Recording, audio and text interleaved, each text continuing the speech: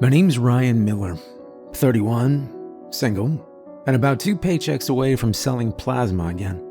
The past year has been one long streak of almost landed a full-time gig, almost made rent on time, almost got my old truck to stop leaking oil. I was laid off from my warehouse job last March and have been piecing together side hustles ever since. DoorDash, junk hauling, flipping estate sale furniture, anything that'll pay by the end of the week. That's how I got into storage units. It started simple. Buy a unit, dig through it, flip what you can. Sometimes it's just moldy couch cushions and old tax documents. Sometimes it's a vintage guitar, or someone's coin collection, or electronics they forgot they owned. You roll the dice, open the door, and pray something in there is worth more than the $300 you dropped on it. It's a little like gambling, but with fewer flashing lights and more dust. I started with the cheap ones, units nobody wanted, ones listed as unclaimed for 7+ years or owner deceased, the real junk piles, because once in a while, one of those turns up gold. Last Tuesday, I hit up an auction in Riverside, industrial part of town.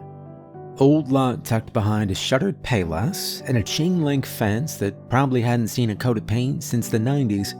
Only 5 units up for bidding, and most of the usual flippers were already zeroing in on a furniture-heavy one that looked like it might have mid-century chairs. But I noticed one off to the side, unit number 83. No photos, no description, just unopened since 2012, no known contact, contents unknown. It had a red tag zip-tied to the lock, but no one else even glanced at it. Auctioneer said he'd include it at the end, but made no promises about what was inside. Might be totally empty. Might be full of rat droppings, might be mold. I won it for $120. Nobody else even bid. The lock was a thick brass one, different than the usual, almost military style. The guy running the place had to come out with bolt cutters, muttering the whole time about how the last person to rent it paid in cash and never answered their phone. When the door finally rolled up, I was hit with the unmistakable stale air smell. Dust, rust, and a weird, cold, metallic tang, like old blood on a steel pipe. It wasn't empty. It wasn't packed either, but it was organized. That was the first weird part. Most units are just piles of forgotten crap. This one had everything arranged in neat rows. 2 plastic crates full of books, stacked and labeled. A standing wardrobe pushed against a back wall, and a workbench. A legit, full-sized workbench covered in tools I didn't recognize. Not your average garage stuff either. No hammers, no drills. There were blades, hooks, metal tools with etchings I couldn't read, things that looked custom-built for jobs I didn't want to know about. I stepped inside, on edge. The air felt heavy. I reached for my phone and started taking photos, just in case I needed proof of what I found. And then I noticed the wardrobe was bolted to the ground. Not just bolted, welded, as if someone really didn't want it moved. Curious, I walked over, opened it. Empty. Except the floor of it looked weird, thicker than it should have been. I knocked on it. Hollow. I dropped to my knees, ran my hand along the edge, and felt a tiny groove. A latch? A square of the floor popped up slightly. I grabbed the edge and lifted. Beneath the false bottom, there was a ladder. It disappeared into darkness. And I swear I felt cold air rising from it. I hesitated for a long minute. There wasn't any light coming up from the shaft, just that steady stream of cold air, like the unit was exhaling. The ladder was iron, old but solid, bolted to the inside of the hidden chamber. I couldn't see the bottom. I pulled out my phone, turned on the flashlight, and aimed it down the hole. Concrete walls. The beam lit about 20 feet before it vanished into black. No obvious bottom. No smell. No sound. Just air, dry and stale, like it hadn't been disturbed in years. I should have walked away, but I'd paid for this unit, which meant this was mine. Whatever was down there belonged to me now. I grabbed a wrench from the workbench and tucked it into my jacket pocket, just in case, and started climbing. The metal rungs creaked, but they held. 10 feet, 15, 20.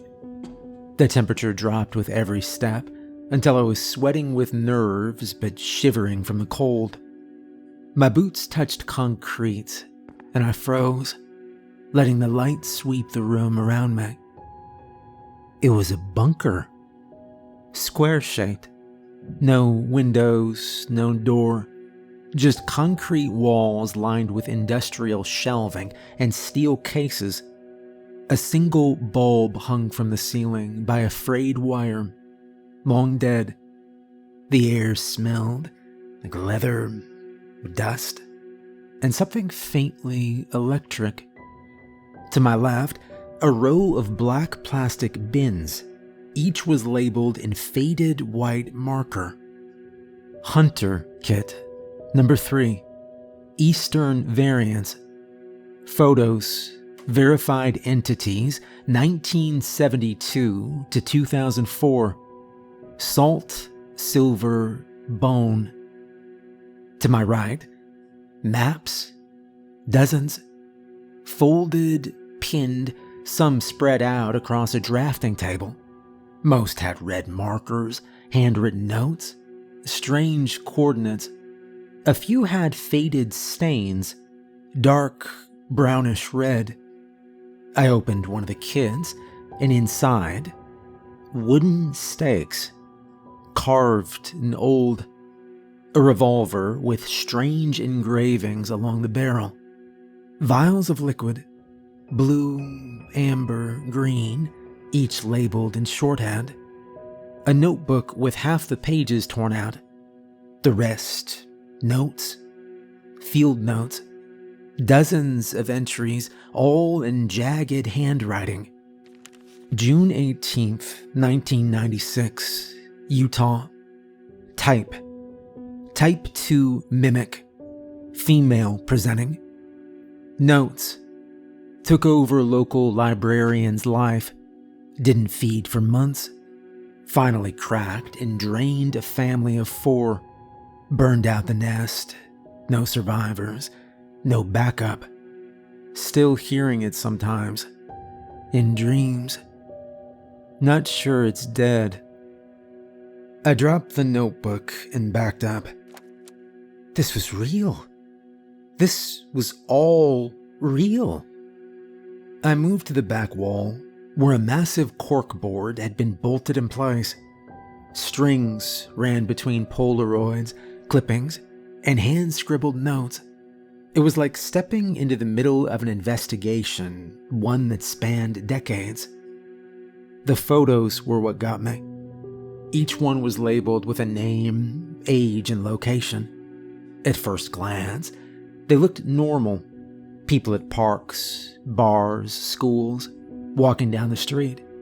But the longer I stared, the more wrong they became. One man's shadow didn't match his pose. One girl had no pupils. Another guy had no reflection in the window behind him. And then there was the last photo. It was tucked in the bottom corner of the board, half covered by a faded receipt and a push pin jammed in sideways. no name, no age, no location. Just a black and white Polaroid of a man standing in front of what looked like a motel room. Number 6B. He wore a long coat, hands in his pockets, and was looking straight at the camera. His face was clear, but the moment you focused on it, it felt like your eyes slid away. I blinked, looked again. He was smiling. Too wide. It was wrong. I pulled it from the board. On the back, in smudged pencil, was, "Do not engage. Follow-up required. See file 6B. I looked around. There were no drawers, no filing cabinets, just more crates and bins. Eventually, I spotted a trunk tucked behind a tarp and a rusted folding chair. Heavy thing. Inside, rows of manila folders marked with codes and dates. I dug until I found 6B. The file was slim. The first page was a map. Tennessee. A motel circled in blue ink. Room 6B. The caption next to it. Same subject. Same face. 1983. 1996. 2009. 2022. Unconfirmed. Moving west. The next few pages were photos. Not the creepy kind. Just surveillance-style shots. Blurry zooms of the same man in different places. Different clothes. Always alone. Always looking toward the camera. Never aging. Then came the field notes. Typed. No header. No names. Encounter outside Motel 6B. Chattanooga outskirts. Male subject observed entering and exiting room without ever using a key. Same walk, same posture, same facial structure as 1996 incident, confirmed by 2 prior agents. 2 locals reported missing. Their cell phones pinged near the motel before going dark. Blood trace found in drain behind Unit 6B. DNA inconclusive. Local PD unaware. We pulled out before they could question. No viable way to stop him. Tracked him west, maybe using the train system. Rarely sleeps. Eyes glow under infrared. That was it? The file ended with a printed screenshot. A time-stamped security cam still from a train station somewhere in Kansas. The same man, same coat, same face, looking up at the camera, eyes faintly lit. My skin went cold. There were at least 20 other files like this in the trunk. I skimmed a few. Different creatures, different sightings.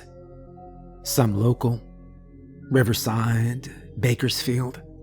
One said something about feral changelings near a rest stop on I-5.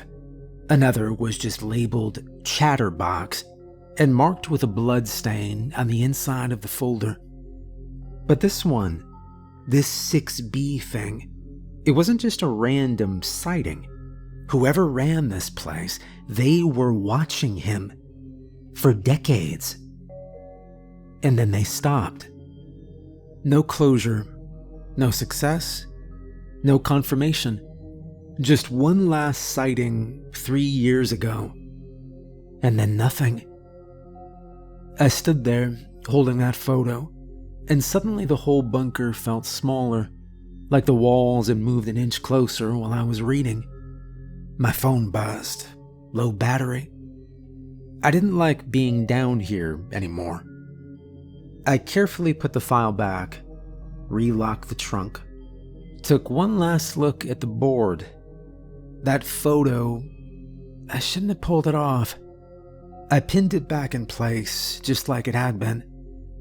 The man in the coat stared back. Crooked smile, cold eyes, same door behind him, room 6B. Same feeling in my gut, like he was looking at me. I backed away, turned off the light, and climbed the ladder without looking down. I shut the unit, rolled the door down, locked it, even looped the old red tag back through the latch like that would somehow seal everything back inside. I knew it was stupid, but it made me feel better. The whole drive home, my hands wouldn't stop shaking. Back at the apartment, I dropped my keys, kicked off my boots, and fell onto the futon. No lights, no dinner, just the silence and the leftover cold. It was too much. The tools, the files, the wall of faces. The man in that photo, standing in front of the motel door, looking like he knew something I didn't. I mean, it had to be a prank, right? Some elaborate setup? Like one of those immersive escape rooms for horror fans. But that didn't explain the age of the paper, or the dust, or the photo timestamp from 1983 printed on the back of that motel picture. I didn't mean to fall asleep, but sometime after the second hour of lying there with my heart pounding, I crashed hard. And I dreamed. Me standing in the storage unit with the door open, looking down into the hole. The ladder stretched longer than before, vanishing into pitch black. Something was moving down there, breathing. I woke up sweating. Late afternoon sun was bleeding through the blinds. For a few minutes, I just lay there, frozen, staring at the ceiling. Then I sat up, grabbed my backpack, and repacked it. Flashlight, wrench, power bank, granola bar, and bottled water. I tossed in some gloves this time too. I told myself I just wanted one more look, to see it again in the daylight. Maybe take a proper video. Something to prove to myself it had really happened. But I knew the truth. I wasn't done with it. And it wasn't done with me. By the time I got back to the storage lot, the sun was already starting to dip behind the old strip mall across the street. I parked around the side so no one would see me from the road. Unit 83 was still closed, still locked, still exactly as I'd left it. But now I had the key.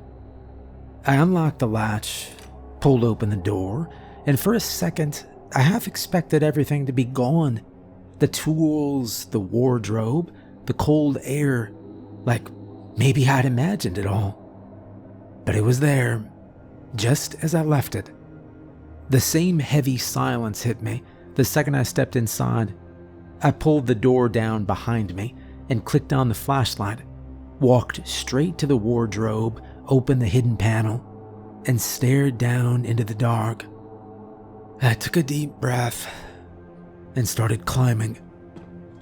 The ladder groaned, metal cold through my gloves, and I moved slower this time. I just wanted to see every detail clearly. I wanted to understand. When my boots hit concrete again, I turned in a full circle, letting the flashlight sweep the place. Same bunker, same wall of bins and crates, same map table, cork board, trunk in the corner. But this time, I didn't go for the files. I walked to the board. I stared at the photo of the man in front of Motel 6B. His coat looked old, like wool. His hands were still in his pockets. His shoes were polished, but there was something in his posture, not relaxed, but ready, like he just heard something behind the camera. I pinned it back exactly where it'd been, then turned toward the metal shelving along the far wall. Most of it held gear, kits, boxes labeled in shorthand I couldn't decode. One shelf had sealed cases filled with old camcorders, DV tapes, and thick black cords. I opened one of the tapes, and the label read, 6B, Daylight, Stationary Cam, 2009. I didn't have a way to play it. But there were at least 6 more tapes with the same code, some older, some marked no audio or do not watch alone. I moved on.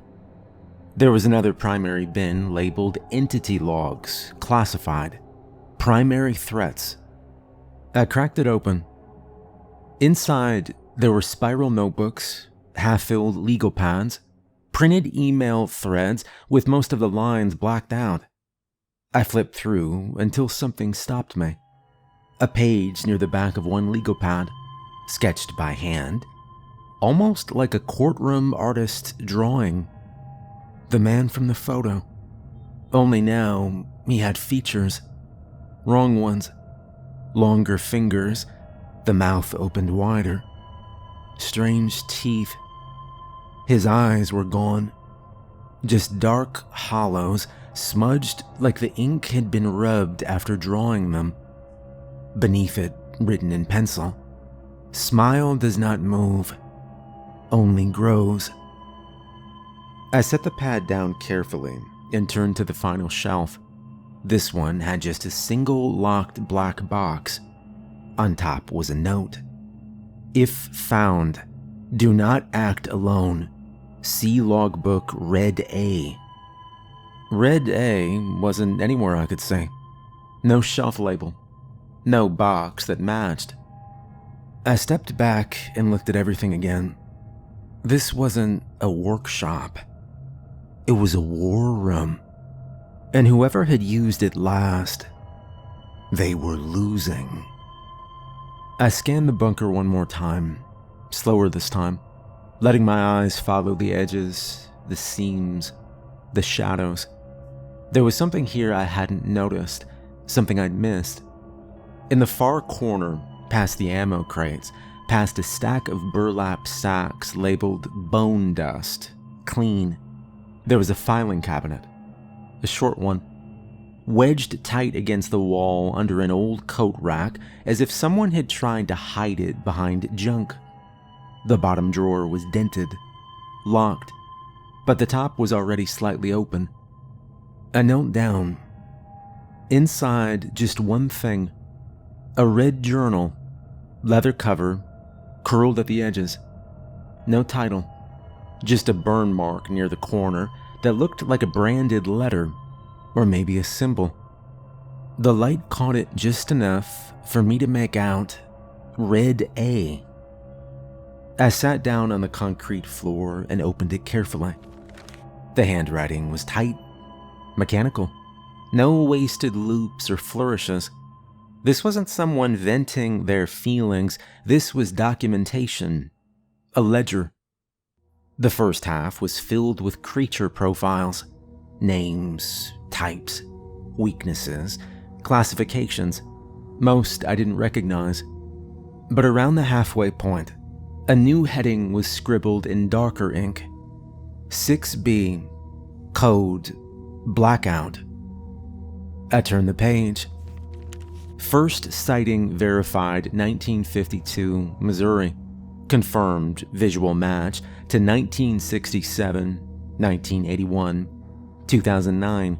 Same face, same clothing. No signs of age. Attempts to follow unsuccessful. Entity enters room 6B. Door closes. Exit never witnessed. There were location tags, all rural, all isolated, all motels with the same floor layout, same numbered door. Feeds discreetly, it read. Always leaves town before full investigation. Evidence suggests does not kill indiscriminately. Targets chosen. Patterns unclear. Then a list of names, cities, victims. All disappeared. It read silver ineffective, Religious symbols ineffective. Subject maintains human appearance in daylight. Nighttime behavior unknown. No footage confirmed. Another page, then a sketch. Crude, pencil on paper.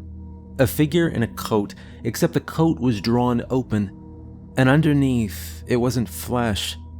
It was segmented and rib-like. The chest was split open, almost like insect wings folded out from the center. Dozens of thin, clawed arms extended from the cavity. The caption beneath it chilled me. Final form observed. Hunter R. Whitlock, last seen 2009, Georgia. Presumed dead. This was it? This was the last entry. It read, tracked to roadside motel, room 6B. Confirmed subject still active. No exit observed. Waited 9 hours. Approached at 2:31 a.m. Knocked. Door opened. He was inside, awake, standing, like he expected me. The writing got worse near the bottom, slanted, rushed. It read, I fired 3 shots into the chest, point blank, center mass. Subject did not fall. He smiled and said my name. The final sentence wasn't written. It was carved, pressed so hard into the paper, the page beneath had nearly torn. It read, how did he know my name? That was it. I closed the journal and sat in silence. For a long time, I didn't move, didn't think. My hands felt numb, and the concrete floor beneath me felt colder. There was no dramatic twist, no final answer, just a dead end with one terrifying truth. Whoever this monster hunter was, he failed. And the thing he was tracking, it's still out there. I sat there for what felt like an hour, the red journal heavy in my lap. I wasn't a monster hunter. I didn't know spells. I didn't even own a gun. But the idea of walking away, of knowing this thing was out there and doing nothing, that was worse. If I couldn't stop it, maybe I could do the next best thing. Figure out who it was going after next. And try to save him. I packed up the red A journal, snapped a few more photos of the room and the cork board, and climbed back up the ladder. When I reached the top, I shut the false bottom and locked the wardrobe back in place. The air in the unit felt thicker now, like it knew what I'd seen. I didn't sleep that night. Instead, I sat at my tiny kitchen table with the journal laid out in front of me, scribbling notes on a yellow legal pad. The names in the file were mostly first names only. No last names. Some just locations and ages.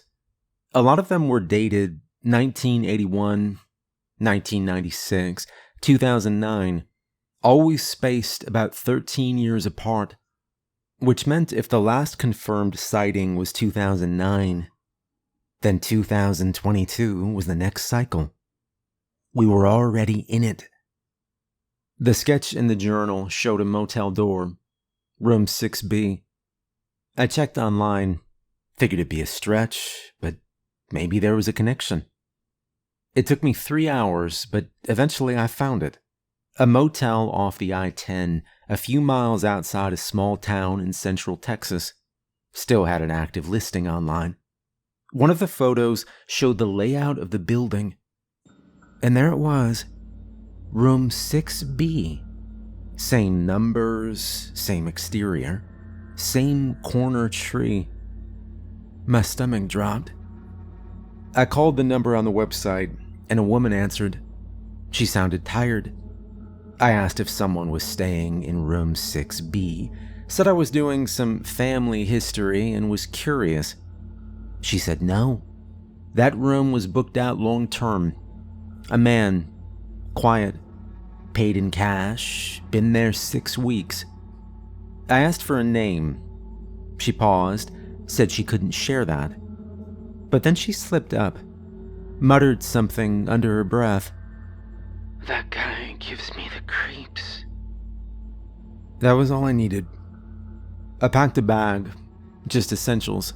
Phone, flashlight, snacks, journal. Then I stopped myself. The silver hook. I didn't know what it was for, just that it was old, heavy, and carved with symbols I couldn't read. I threw it in anyway.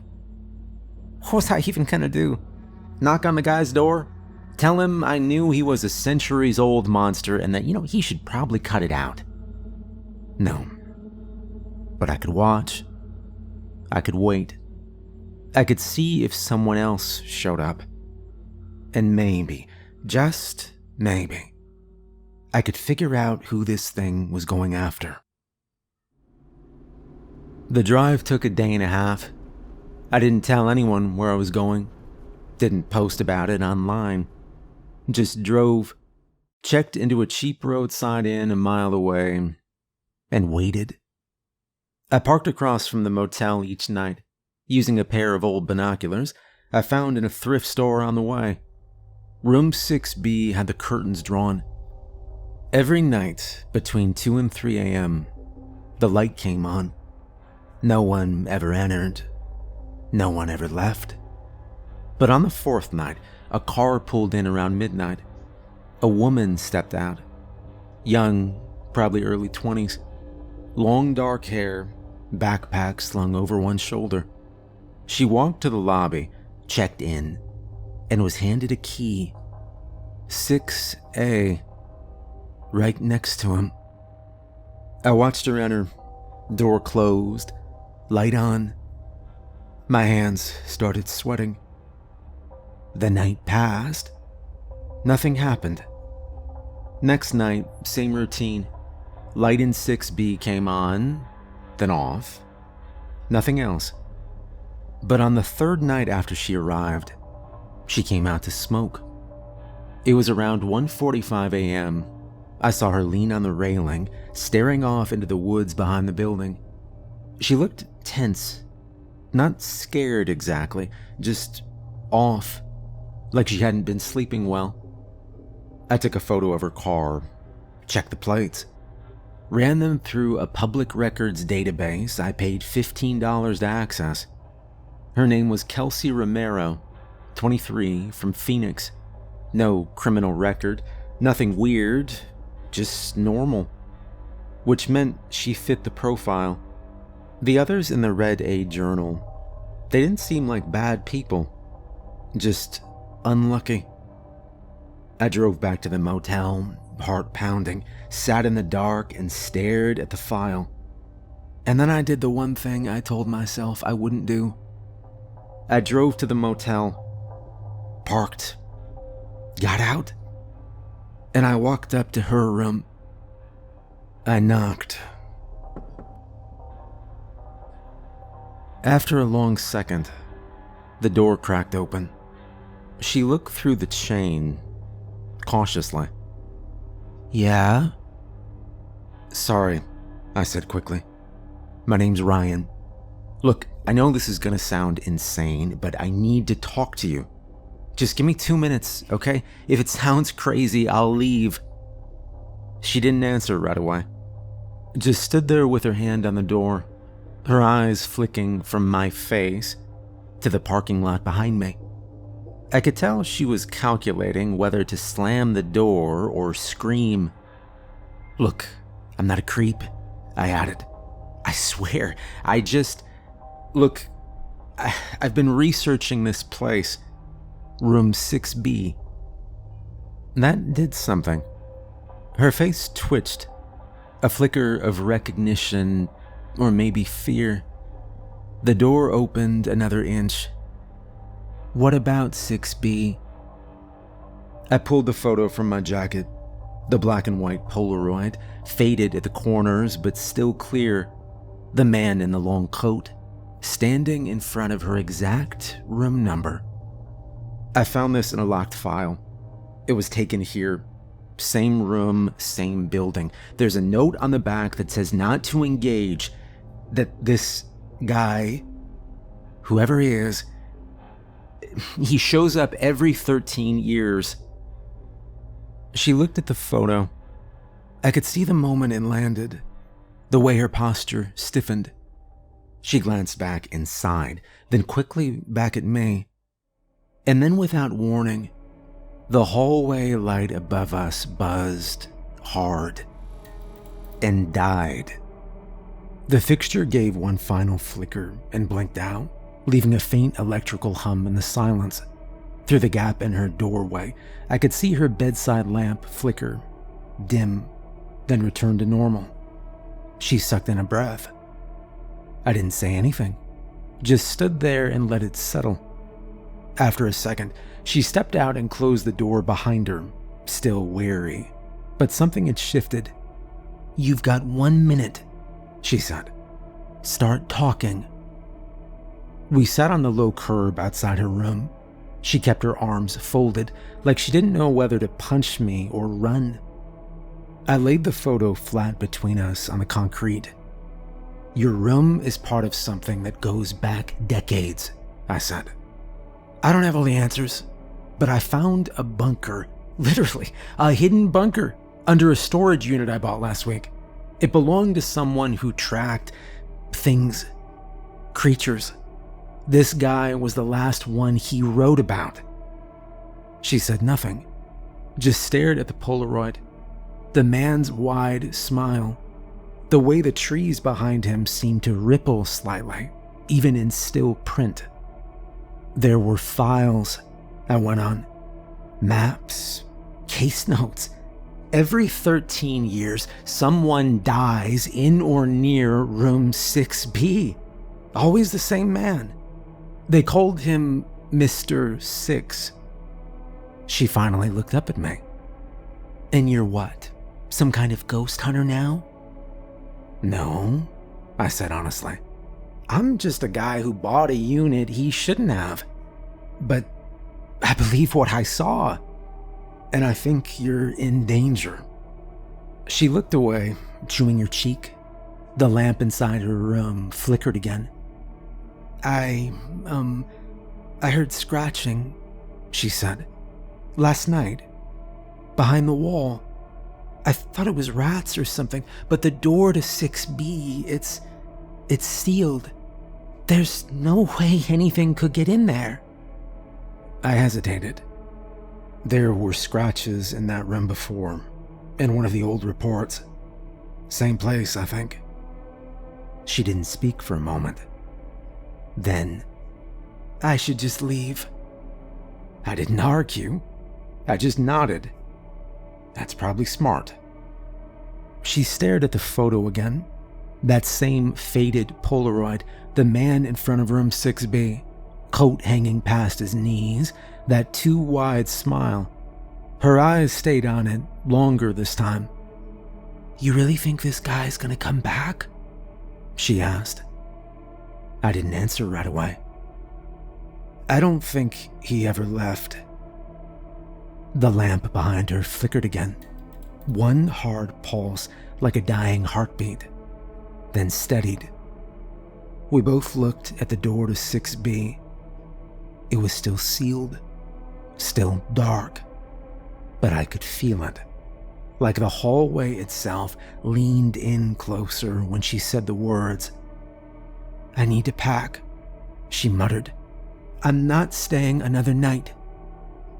She stood up and moved toward the door. I followed her. "Can I help?" I asked. "At least until you're in your car?" She hesitated, her hand on the doorknob, still thinking, still cautious. Then finally, Yeah, fine. Just don't touch anything." Inside, the room looked normal, lived in. Clothes in a half-open suitcase, makeup bag on the sink. TV remote wedged between the bedspread and a wrinkled hoodie. But something felt very wrong.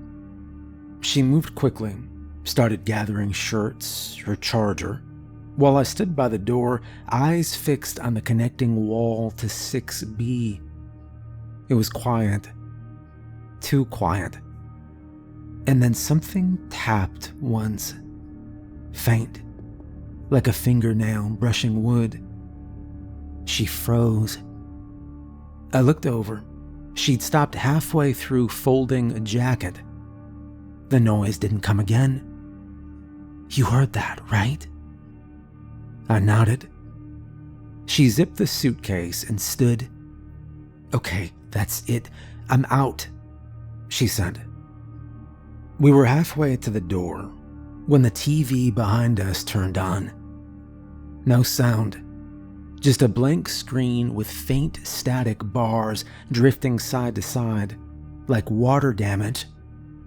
A shape formed for a second. Maybe a figure. Then it was gone. I unplugged it. The screen stayed on for 1 second longer than it should have. She looked at me. "Yeah, I am not sleeping in here again." We stepped outside. She locked the door with shaking hands and turned to me. "Okay, I'm gonna grab a coffee or something, drive until sunrise, maybe call my brother in the morning." I nodded, but I could feel the hairs on my neck rising. There was a man standing at the far end of the lot. He was perfectly still and facing us. He hadn't been there a second ago. "Don't look," I said. "Just get in the car." She turned away, froze. He was gone. No footsteps, no motion, just vanished behind the edge of the vending machines. She unlocked the driver door, and I stepped back. She paused. "Wait," she began. "What about you?" "I'll be fine," I said. She looked like she wanted to say more, but instead she got in, slammed the door, and turned the key. The engine wouldn't start. First time, nothing. Second, just a sputter. Third, the headlights flickered once, then off. He was back.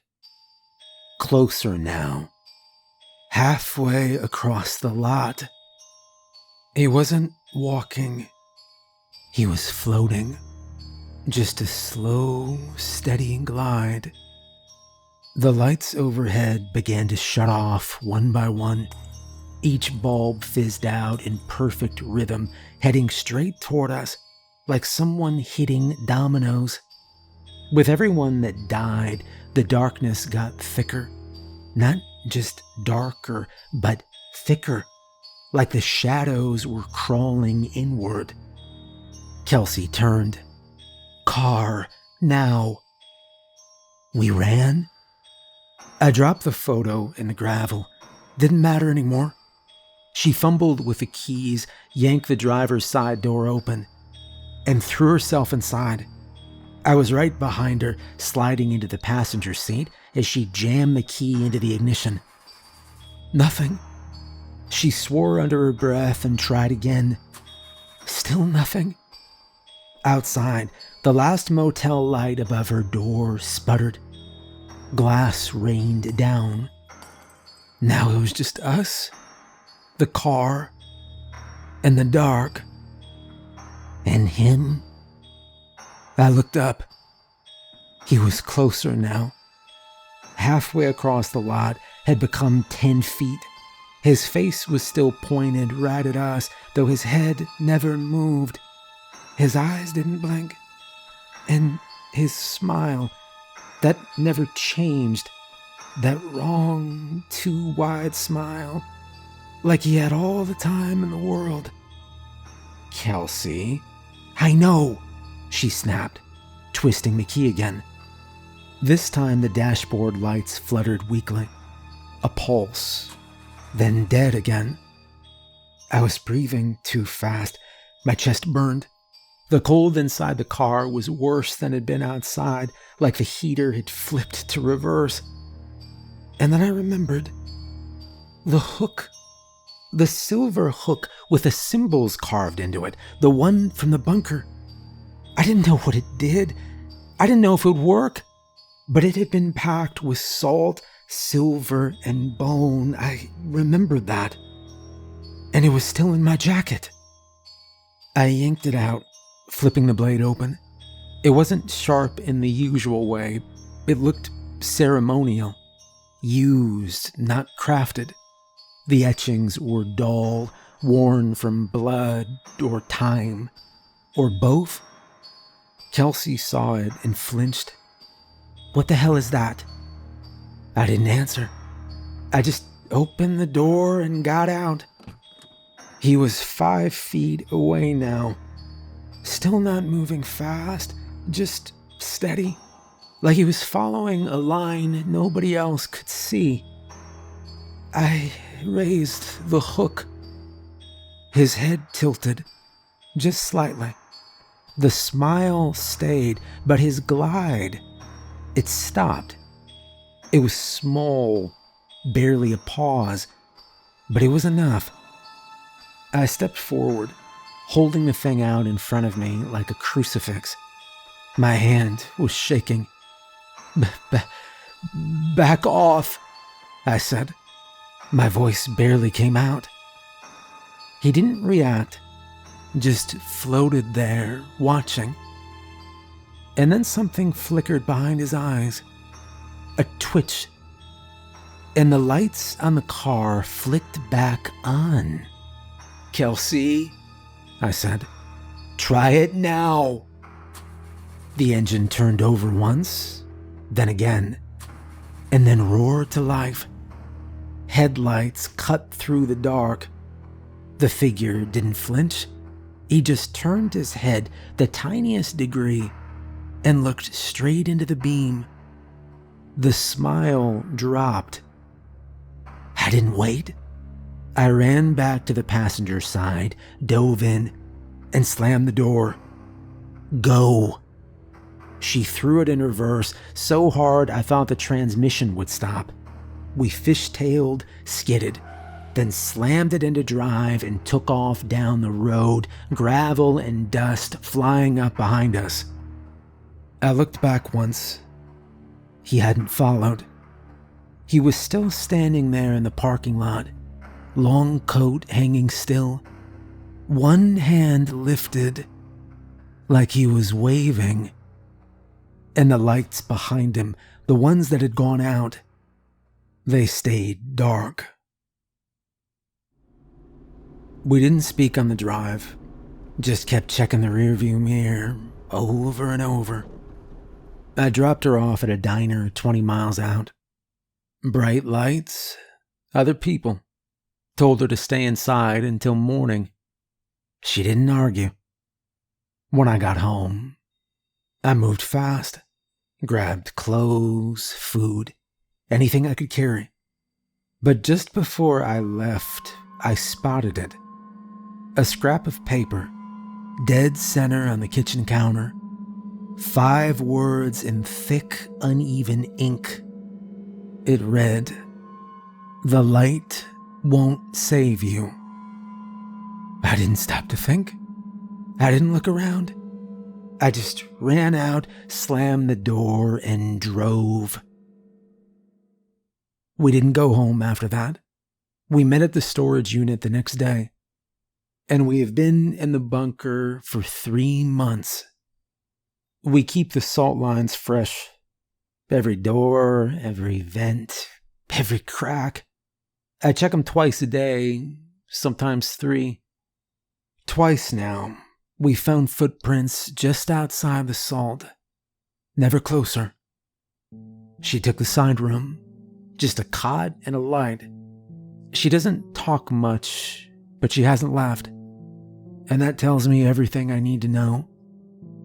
We live off canned food, bottled water, and paranoia.